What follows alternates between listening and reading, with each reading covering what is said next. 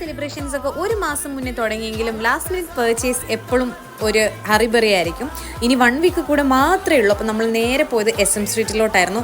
മോൾക്കൊരു ചെറിയ ഗോൾഡിൻ്റെ ബ്രേസ്ലെറ്റും ചെയിനും എടുക്കണമെന്നുണ്ടായിരുന്നു കേട്ടോ എനിക്ക്. അപ്പോൾ അത് മേടിക്കാൻ വേണ്ടിയിട്ടാണ് പോയത്. ഞാൻ ഓൾറെഡി അവിടെ പോയി കണ്ടു വെച്ചിട്ടുണ്ടായിരുന്നു. പിന്നെ ബഡ്ജറ്റൊക്കെ സെറ്റ് ചെയ്ത് എടുക്കാൻ പോയതാണ്. അവിടെ ഇഷ്ടംപോലെ സാധനങ്ങളുണ്ടായിരുന്നു, ലൈറ്റ് വെയ്റ്റിലുള്ളത്. എനിക്ക് ഭയങ്കര ഇഷ്ടപ്പെട്ടിട്ടുണ്ടായിരുന്നു. അപ്പം ഈ കുറേ ചെയിനിൻ്റെ അകത്തുനിന്ന് ഞാൻ ഒരു കുഞ്ഞു സ്റ്റാറുള്ള ഒരു ചെയിനാണ് ഞാൻ മോൾക്ക് എടുത്തിട്ടുണ്ടായിരുന്നത് കേട്ടോ. എനിക്കിത് ഭയങ്കര ഇഷ്ടപ്പെട്ടു.